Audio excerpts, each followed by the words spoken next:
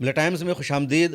غزہ پٹی کا مکمل کنٹرول حاصل کرنے کا منصوبہ اسرائیل کو بھاری پڑنے لگا ہے۔ اسرائیل کے آرمی چیف ایال زامیر نے پہلے ہی اپنی حکومت کو متنبع کیا تھا، وارننگ دے دی تھی کہ اگر ہم غزہ پٹی کا پورا کنٹرول حاصل کرنے کی کوشش کریں گے تو ہمارا ہی نقصان ہوگا، اسرائیلی آرمی مشکل میں پھنس جائے گی اور القسام بریگیڈ کا حملہ ہم پر اس طرح ہوگا جس کا ہم اندازہ نہیں لگا پائیں گے، اور اب وہی ہو رہا ہے۔ اسرائیلی آرمی کا لگاتار نقصان ہونے لگا ہے، اور اس وقت غزہ پٹی کے الزیتون علاقے سے جو خبریں سامنے آ رہی ہے وہ بہت حیران کرنے والی ہے۔ الجزیرہ نے اس خبر کو شائع کیا ہے، العربیہ الحدث میں خبر سامنے آئی ہے، اسرائیل کے بھی کچھ اخبارات نے اس خبر کو شائع کیا، اور خبر یہ ہے کہ غزہ پٹی کے الزیتون علاقے میں 11 اسرائیلی آرمی شدید زخمی ہیں، ایک کی ہلاکت ہو چکی ہے، اور 4 اسرائیلی آرمی لاپتہ ہے۔ اور 4 اسرائیلی آرمی کے لاپتہ ہونے کا مطلب یہ ہے کہ وہ حماس کی قید میں ہو سکتے ہیں۔ القسام بریگیڈ نے ان کو ہوسٹیج اور قیدی بنا لیا ہے، اور یہ بہت بڑی القسام بریگیڈ کی کارروائی مانی جا رہی ہے۔ اور یہ سب یوں ہی نہیں ہو گیا، بلکہ ایک دن پہلے ہی القسام بریگیڈ کے اسپوک پرسن ابو عبیدہ نے ایک بیان جاری کیا تھا، اور اس کے بعد ہی یہ پوری کارروائی سامنے آئی ہے۔ اور اس وقت زیتون میں ہو کیا رہا ہے کسی کو کچھ بھی نہیں پتا، چاروں طرف سے پابندیاں لگا دی گئی ہے، شدید جھڑپیں جاری ہے، اسرائیل پوری طاقت کے ساتھ زیتون محلے میں حملہ کر رہا ہے۔ آگے آپ کو پوری تفصیل بتائیں گے۔ اس کے علاوہ ایک اور خبر سامنے آئی ہے ترکی سے، اور دراصل ترکی اور اسرائیل کے درمیان ابھی تک تجارتی رشتہ برقرار تھا، لیکن اب ترکی کی غیرت جاگ گئی ہے، اور ترکی نے حتمی اور فائنل فیصلہ لیتے ہوئے اسرائیل سے مکمل طور پر تجارتی رشتہ ختم کر دیا ہے۔ اسرائیل پر ترکی نے کئی طرح کی پابندیاں لگا دی ہے۔ ایک اور خبر سامنے آ رہی ہے، اور خبر یہ ہے کہ امریکہ نے اسرائیل کی حمایت میں تمام حدوں کو پار کرتے ہوئے پیلسٹائن اتھارٹی اور PLO کے صدر محمود عباس کے امریکہ جانے پر پابندی لگا دی ہے، ویزا رد کرنے کا اعلان کر دیا ہے۔ اور اس کی وجہ یہ ہے کہ اگلے مہینہ یونائٹڈ نیشن کی جنرل اسمبلی میں فلسطین کو مکمل ریاست کا درجہ دینے پر ووٹنگ ہوگی۔ یونائٹڈ نیشن کا خصوصی اجلاس ہو رہا ہے، اور اس اجلاس میں جانے سے محمود عباس کو اور پیلسٹائن اتھارٹی کو روکا جا رہا ہے، ان کے تمام آفیشل کا ویزا رد کیا جا رہا ہے، اور اس پر یورپ یونین کے کئی ملکوں نے شدید رد عمل بھی دیا ہے۔ اس حوالے سے ایک اور بڑی خبر ہے، اور خبر مصر سے آئی ہے کہ مصر لگاتار غداری کر رہا ہے فلسطینیوں سے، غزہ پٹی سے، اور اس مشکل گھڑی میں جنگ کی حالت میں بھی مصر اپنی معیشت کو بہتر کرنا چاہ رہا ہے، اور اس نے اسرائیل کے ساتھ $334 ملین سے زیادہ کا جو معاہدہ ہوا تھا اس کو سائن کر دیا ہے، اور مصر چاہتا ہے کہ جنگ کی حالت کا فائدہ اٹھایا جائے اور اس کی معیشت بہتر ہو جائے۔ اور جب بات معیشت کی آئی ہے، جب بات انکم کی آئی ہے، تو میں کہوں گا کہ آپ لوگوں کو بھی اپنی معیشت کو بہتر بنانا چاہیے، اپنی انکم کو ٹھیک ٹھاک کرنا چاہیے، اور اس کا ایک راستہ ہے شیئر مارکیٹ میں پیسہ لگانے کا، جو حلال پروڈکٹ ہیں، اور شیئر مارکیٹ میں پیسہ لگانے کے لیے ایک بہترین ایپ مارکیٹ وولف ہے، جس کے بارے میں آپ یہاں تفصیل دیکھ لیجئے۔ بہت سے لوگ مجھ سے کمنٹ سیکشن میں پوچھتے ہیں کہ اپنی انکم کو کیسے بڑھایا جائے، اس لیے میں آپ کو انٹروڈیوس کروانا چاہتا ہوں ایک شاندار ایپ سے جس کا نام ہے مارکیٹ وولف۔ مارکیٹ وولف ایک SEBI رجسٹرڈ ایپ ہے، جہاں آپ ٹریڈنگ کی شروعات صرف 99 روپے کے لائف ٹائم فیس سے کر سکتے ہیں، اور یہاں کوئی ایئرلی مینٹیننس چارج یا ہڈن چارج نہیں ہے۔ اس ایپ کے ذریعے مارکیٹ چاہے اوپر جائے یا نیچے جائے، آپ دونوں ہی سچویشن میں پیسے کما سکتے ہیں، اور یہ ہر کسی کے لیے ہے جو اپنی انکم کو بڑھانا چاہتا ہے۔ تو چلیے میں آپ کو بتاتا ہوں کہ ایپ کیسے پرفیکٹ ہے اور کیسے اس کا استعمال کرتے ہیں۔ میں نے یہاں کھولا مارکیٹ وولف کا ایپ اور پن ڈال کر لاگ ان کر لیا۔ اب ادھر ان کا فالو ٹرینڈ کا فیچر ہے، اس میں آپ کو ریئل ٹائم میں وہ ٹریڈز دکھائی دیتے ہیں جس میں لوگوں نے پروفٹ بنایا ہے اور جو ہائی مومنٹم میں ہیں، اور آپ یا پروفٹیبل ٹریڈز ایک ٹیپ میں ٹریڈ کر سکتے ہیں۔ یہ دیکھیے، میں نے بس کلک کیا فالو ٹرینڈ پر اور ٹریڈ کو پلیس کیا، اور بس ٹریڈ چالو ہو گیا میرا۔ یہاں بیٹھ کر آپ اپنا ٹریڈ لائف مانیٹر بھی کر سکتے ہیں۔ اس ایپ کی ایک اور خاص بات یہ ہے کہ آپ یہاں بہت چھوٹی انویسٹمنٹس اماؤنٹ سے بھی ٹریڈنگ کی شروعات کر سکتے ہیں، جہاں دوسرے ایپ پر آپ کو 3 گنا زیادہ پیسے چاہیے ہوتے ہیں انویسٹ کرنے کے لیے۔ اس کا ایک انبلٹ فیچر بھی ہے اسٹاپ لاس کا، جو آپ کو نقصان سے بچاتا ہے۔ اگر آپ کا ٹریڈ لاس کے لیول پر پہنچ جاتا ہے تو خود ہی اسٹاپ لگا دیتا ہے ٹریڈ پر، تاکہ آپ کا زیادہ نقصان نہ ہو سکے، اور اور اس کا جو بروکریج ہے وہ بھی انڈسٹری میں one of the lowest brokerage ہے.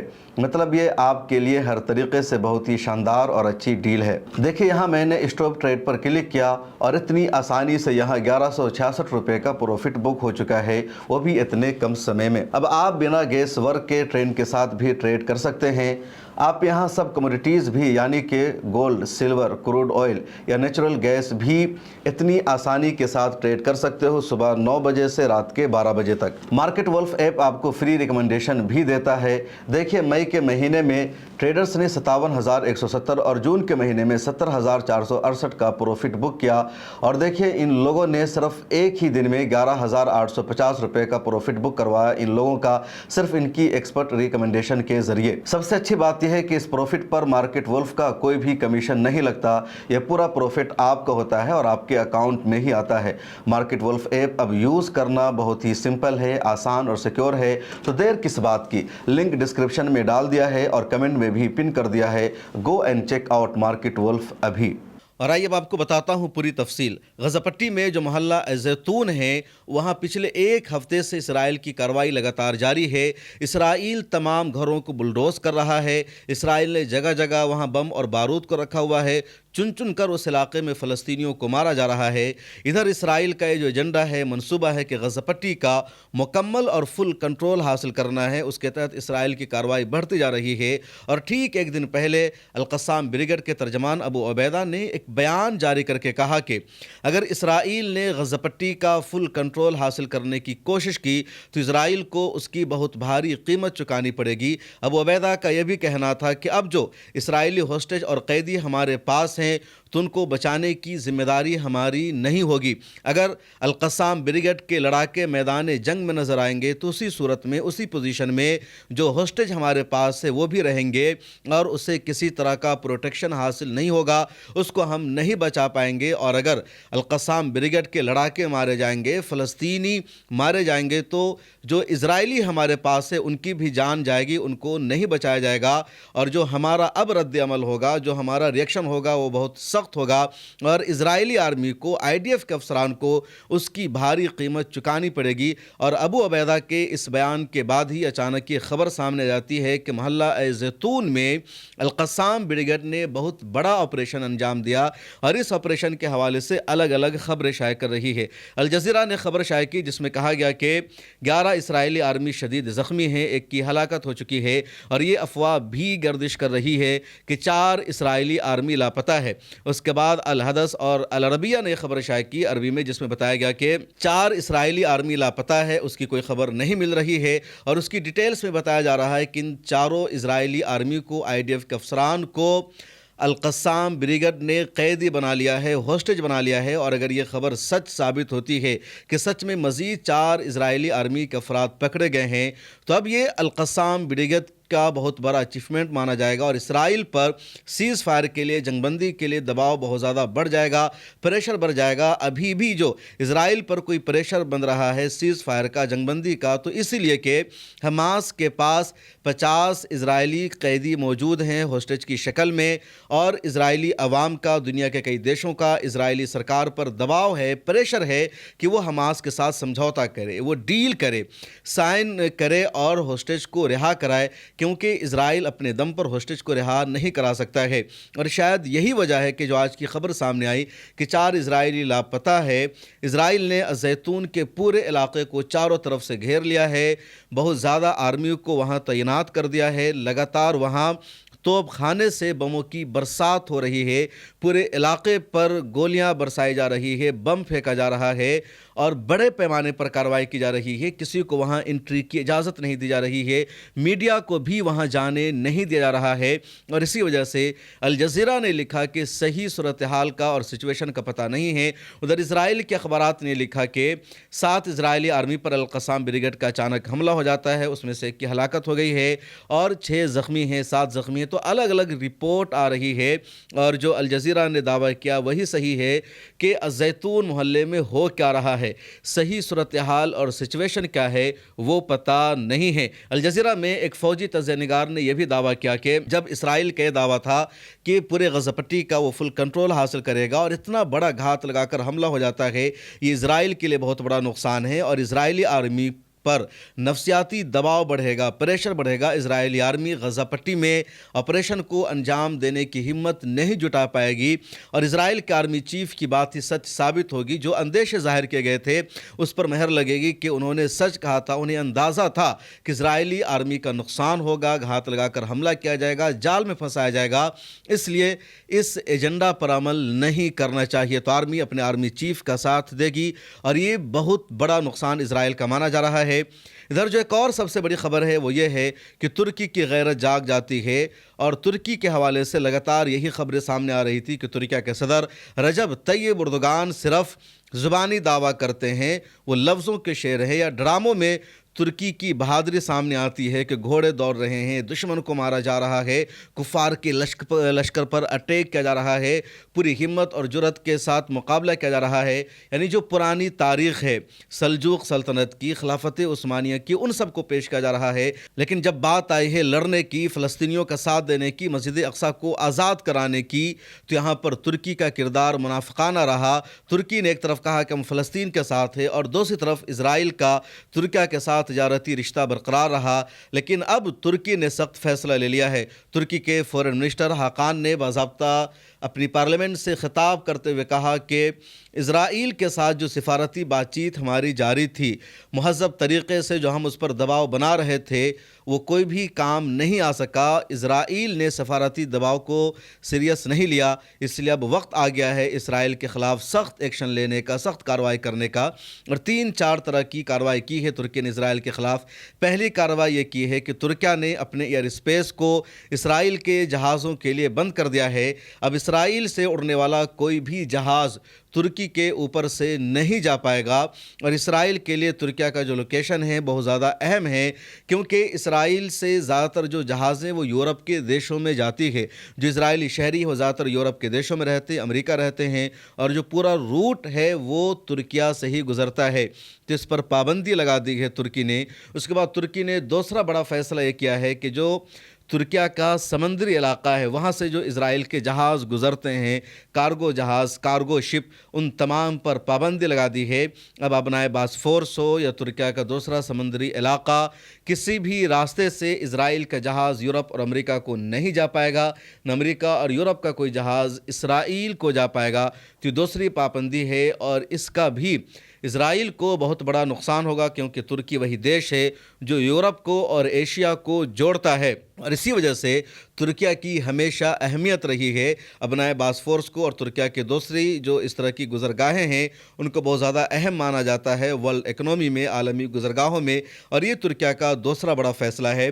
تیسرا فیصلہ ترکیہ نے کیا ہے کہ اسرائیل کے کسی بھی جہاز کو ترکیہ کے کسی بھی پورٹ پر لنگر انداز نہیں ہونے دیا جائے گا، پارکنگ کی، ٹھہرنے کی اجازت نہیں دی جائے گی۔ چوتھا بڑا فیصلہ ترکیہ نے یہ کیا ہے کہ ترکیہ کا کوئی بھی شپ، کوئی بھی جہاز اسرائیل کے آس پاس نہیں جائے گا، اسرائیل کے پورٹ پر کوئی بھی جہاز نہیں رکے گا۔ تو یہ تین چار بڑے فیصلے کیے ہیں ترکیہ نے۔ اب تک جو خبریں تھیں وہ یہی تھی کہ اسرائیل کو ہتھیار ترکیہ کے ذریعے پہنچ رہا تھا، اسرائیل کو شرابیں ترکیہ کے سمندری راستوں سے پہنچ رہی تھی، دوسرے جہاز پہنچ رہے تھے۔ اب ان سب پر باضابطہ ترکیہ نے پابندی لگا دی ہے۔ ایک اور خبر ہے، اور خبر یہ ہے کہ فلسطین اتھارٹی پر اور پی ایل او کے صدر محمود عباس پر امریکہ نے پابندی لگا دی ہے، ان کو امریکہ جانے سے روک دیا جائے گا، اور امریکہ کے نیو یارک میں ہی یونائٹڈ نیشن کی آفس ہے، وہیں زیادہ تر اجلاس ہوتے ہیں، حالانکہ اصل آفس تو جنیوا میں ہے، لیکن یونائٹڈ نیشن کا جو زیادہ تر اجلاس ہے جنرل اسمبلی کا، یونائٹڈ نیشن کی سیکورٹی کونسل کا، وہ امریکہ میں ہی ہوتا ہے۔